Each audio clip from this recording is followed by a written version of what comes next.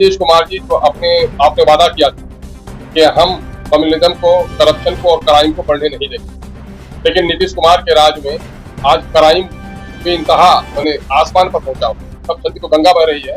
अभी हालिया घटना है, इस किस्म की घटनाएं बीजेपी शासित राज्यों में अकलियतों को डराने और धमकाने के लिए इस्तेमाल होती और मुसलमानों की गर्दन कटवाकर कहीं न कहीं से कम्युनल वोट को एकजुट करने के लिए बीजेपी के राज्य में होती। लेकिन अभी की घटना है 3 दिन पहले की, जो अभी जाकिर कुरैशी की निर्मम हत्या कर दी गई है वो छपरा में, और वो हत्या कर दी गई है 8-10 की भीड़ ने, और जो जटीला नौजवान है और ये समझकर कि मुसलमान है बदन हटा के खुलता है, इसी बात पर उसकी निर्मम हत्या कर दी कि मॉब लिंचिंग कर दी।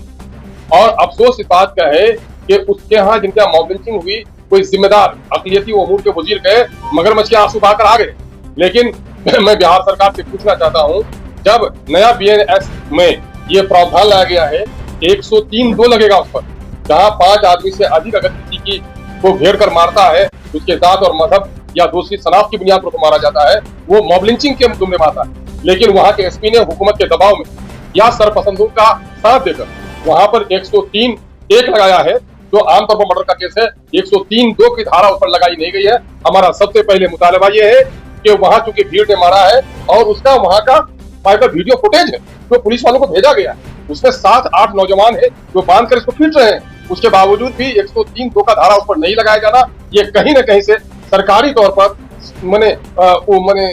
मॉब लिंचर्स को कहीं न कहीं सपोर्ट करना है और अकलियती के लोगों को दबाना है। हम लोग का मुतालबा ये है 103(2) की धारा उस पर लगाई जाए, 50 लाख रुपए का मुआवजा उसके परिवार को दिया जाए, और जिन लोगों ने उसकी मॉब लिंचिंग की है उनको सजाए मौत दी जाए। और फौरी तौर पर वहाँ मामला ये है कि वजीर आला को जाना चाहिए। अरे वजीर आला, आपने कहा था मुख्यमंत्री जी, या आपके कैरेक्टर की बुनियाद है कि आपने क्राइम को, कंट्रोल को, कम्युनिज्म को बढ़ने नहीं देंगे। ये कम्युनिज्म भी है और ये बड़ा क्राइम है, और आप वहां तक अभी तक नहीं गए। आपका बड़ा पुलिस का ऑफिसर स्टेट लेवल का वहां पर कोई नहीं गया, और उल्टे वहां के चंद नौजवानों ने गाँव मोहल्ले के, उनका नाम पता नहीं कौन लोगों ने सड़कों पे टायर जला दिया, तो उसकी बुनियाद पर आपने उन लोगों पर मुकदमा करके प्रशासन के लोग, उनको अनुमंडल पदाधिकारी उन लोगों को धमका रहे हैं। ये कहां से हो गया कि जिनके घर में कत्ल हुआ उन्हीं को धमकाने का काम कर रहे हैं? ये मामला ये है। दूसरा मामला ये है कि अपोजिशन का लीडर जिनका वो गृह जिला है गोया, भले ही लालू जी गोपालगंज के हो, लेकिन लालू प्रसाद यादव जी का पूरा राजनीतिक सफर को जो तवानाई मिली है वो छपरा से मिली है।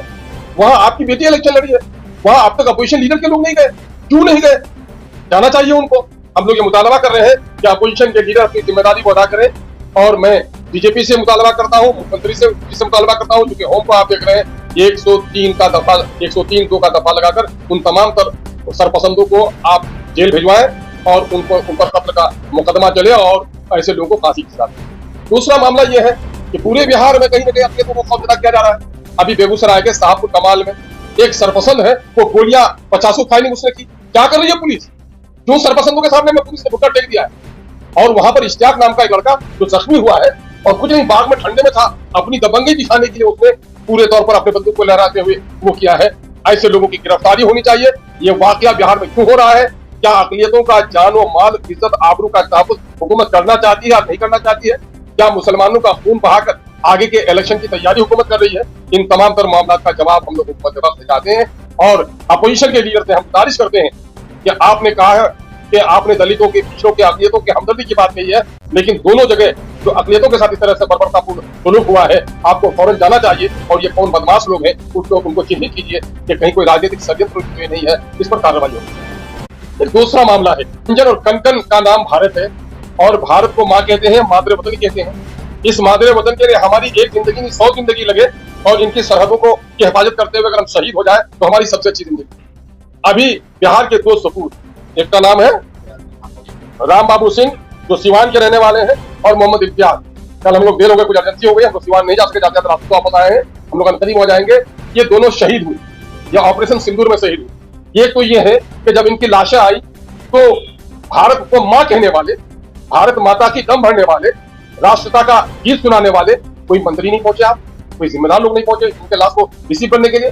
और दूसरी बात यह है कि अभी दिनेश कुमार शर्मा जी का बलिदान हुआ है हरियाणा का। मुख्यमंत्री उनके गांव में गए और 4 करोड़ से भी अधिक की सहायता राशि उनके परिवार को देने का ऐलान किया गया। वहां के पार्क को शहीद दिनेश शर्मा के नाम से करने का ऐलान किया गया। उस गांव का नाम दिनेश शर्मा जी के नाम से करने की तजवीज की गई। और आप बिहार के मुख्यमंत्री जी हैं और आप कहते हैं कि साहब तो हम तो पीएम मटेरियल है। आज क्या हो गया है? अरे बिहार गरीब है, 4 करोड़ नहीं दे सकता, कम से कम 2 करोड़ का ऐलान कीजिए। एक तो लोगों के चिढ़ाने के बाद आप गए हैं उनके घर पर, आपने देखा भी कि गांव की गलियों की सड़कों का क्या हाल है वहां पर। और कम से कम 2 करोड़ का मुआवजा दोनों शहीद को, जिनकी खबरें अभी तक हम लोग मिली है, राम बाबू और इम्तियाज खान के मोहम्मद इम्तियाज के परिवार को दिया जाए।